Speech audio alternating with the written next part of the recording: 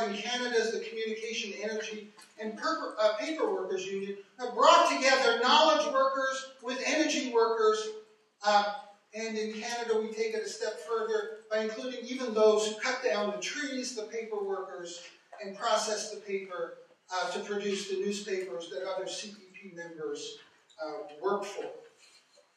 Germany's Verdi is another good example of a 2 million plus member union that has converged across a number of fields. And these unions have converged into one large international federation for media, information, and communication workers, the Union Network International, that represents unions and workers in most every country in the world today. Most recently, a project we're working on right now is to examine an interesting development as two of the most important unions in Hollywood have decided at long last, after many years, to come together, the Screen Actors Guild and the American Federation of Television and Radio Artists, so that one large union can face off against the dominant Hollywood majors. How that works out will be most interesting. So this is something of what we mean by trade union convergence, what we've examined over these years, and what difference it makes. So when workers at Canada's national broadcaster, the CBC, were locked out in order to cut their wages, and cut full-time jobs, and add part-time precarious labor to the CBC workforce, their union, the giant American Communication Workers of America, used their large treasury to bankroll strike pay for the 7-week duration of the lockout. The CWA got together with the Union Network International to develop a global network of resistance, including picketing at Canadian embassies around the world. The workers at the CBC used their communication skills to build an alternative radio network across Canada that got the message out to their audiences. As a result, the company backed down after 7 long weeks and gave in to the workers. An example of a victory for convergence. More recently, the Communication Workers of America have gotten together with their German counterparts to form one of the first transatlantic union federations to organize workers at the T-Mobile cell phone company. Convergence also allows unions to do more than the day-to-day work of a union. Our CEP in Canada, though representing energy workers, has one of the most progressive records in the country on environmental activism. It also has developed a humanity fund that takes union worker dues and spends dues on progressive social projects around the world in the humanity fund. The Union Network International has established framework agreements with transnational companies that provide the beginnings of the necessary bargaining process between global workers and global corporations. Just the beginning, fits and starts, difficult, but nevertheless the beginnings of what is an essential activity. UNI has also established a call center charter on basic rights for call center workers around the world. No one but 2 or 3 people in this room will know what CUFA is. It is my union, the Queen's University Faculty Association. And again, coming back to the notion of praxis, as a member of the executive of my union, I presented the research that Catherine and I have worked on trade union convergence, and argued for a merging of all units in our union. Our university now boasts one big union that brings together full-time tenured faculty as well as sessional lecturers, part-time instructors, etc. So no longer can one unit be played off against another. We face off and negotiate with our administration as one big union. The advantages of convergence. Let me spend a couple of minutes pointing to the development of unionism outside the standard trade union context. Who knew that workers at Microsoft have gotten together to form the Washington Alliance of Technology Workers and won a $100 million court case against Microsoft. These are Microsoft workers who are unable to form a union because Microsoft is too strong, but nevertheless formed a worker association and sued the company for back pay and benefits for part-time precarious workers who have been left out of the Microsoft revenue stream. Alliance at IBM similarly has uncovered the environmental devastation that many of IBM's plants have brought about around the world. Freelancers are coming together in their workers' association, so are programmers, and the Workers' Action Center in Toronto, in Canada, brings together trade unionists, worker association members, and social activist groups to advance a progressive agenda. Global connections matter, connections to UNI, the Global Federation NVRD, but so too does local self-organizing. As my student Enda Profi documented in his research on the call center Atesia in Italy, many workers face the challenge of not only opposing their company and their government, but also their mainstream union. And the mainly precarious women workforce at this call center organized and dealt remarkably with the challenges posed by the CGIL in Italy, which refused to consider the pleas of a mainly women part-time workforce in the call center industry. So local self-organizing emerging from the ranks of the precarious is also important.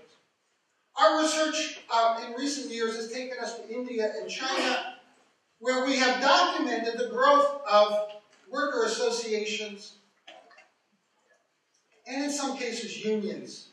In India, the most promising unites, brings together call center workers at the low end of the occupational food chain and computer software engineers and programmers in one organization.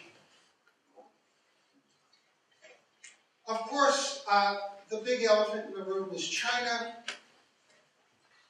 Foxconn being a prime example.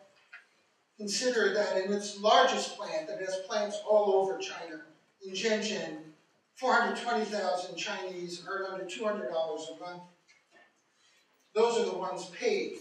On average, there are 70,000 unpaid interns sent from China's high schools by order of their school to Foxconn to work for free during peak periods requiring new divisions in the reserve army.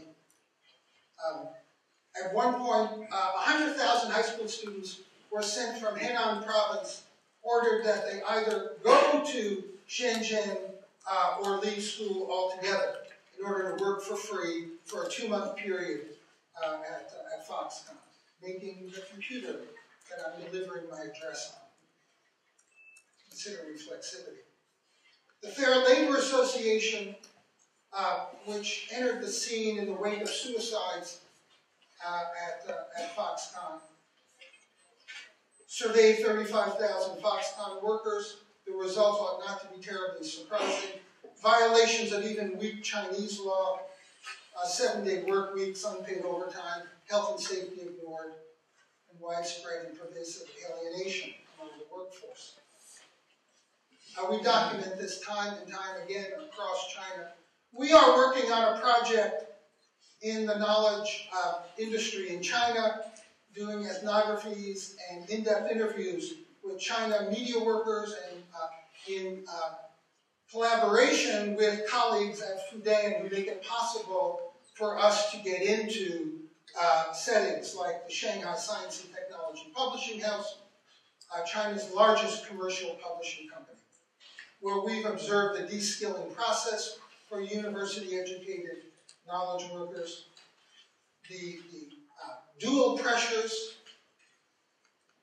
Private companies now demanding that workers generate profit, even as the party demands that they advance its propaganda message.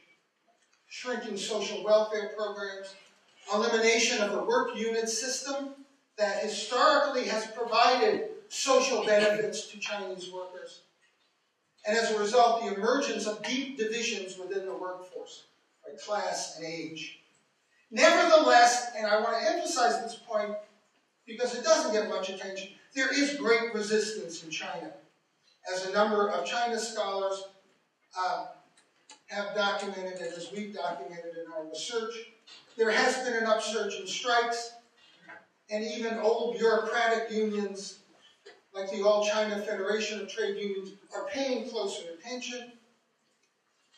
New associations with unions, the National Federation of Independent Trade Unions, based in Taiwan, has built a communication network linked to workers in Hong Kong and throughout China that helps to explain the growth of wildcat strikes in China, the mass walkouts from ICT plants, workers making use of primitive instant messaging or QQ devices to establish networks of resistance. It is important to take an internationalist perspective on these issues, but it's also important to bring it back home. We are academic laborers. What does this mean for us? What are we doing with this information? Academic labor has an opportunity that the printers had a century ago, when printers were the advanced, most educated, and most privileged of workers. And they built a wall around their occupation rather than reach out to workers across the occupational structure. I think this is a question we professors, scholars, full-time, part-time, permanent, precarious, need to ask ourselves. Will we wall ourselves off as the aristocracy of labor, or will we reach out using the model of our privilege for workers worldwide? What do we need? We need more convergence. We need more internationalism. We need more social movement unionism. And we need more variety. There are lessons. Local self-organizing in Italy, mass demonstrations that have closed Quebec universities for the last 2 months with student and worker resistance. And the forms of resistance in India, worker associations bringing call center workers and IT workers together, and the remarkable lightning strike activism that we see in China today. A model for much of this activity is, of course, the Occupy movement. And one of the things we've taken a look at is the role of unions in Occupy. It's been mutual. The Occupy movement has certainly energized trade unions. But trade unions have been there for Occupy. Last November, Catherine and I spent a week in Zuccotti Park in New York to look at the involvement of workers and their organizations at Occupy. As you can see, unions were there, so were knowledge workers who put together the Occupy Wall Street Journal. And these workers who represented a kind of a deep sense of poignancy in the scene. These workers are working on the new World Trade Center tower across the street from the Occupy site, and on their lunch hour they came over and produced a poster saying, "Compassion is the radicalism of our time." And I'll conclude by simply saying, so too is justice. There is a Jobs for Justice movement throughout North America, but I thought I should conclude by suggesting that perhaps we need justice for jobs. As Matt Boers notes, Steve is entering the pearly gates. The acknowledged Buddhist, He doesn't want cartoons depicting him in heaven. Demands reincarnation. And the Lord gives it to him. There is Steve, reincarnated in Shenzhen. Perhaps as an intern.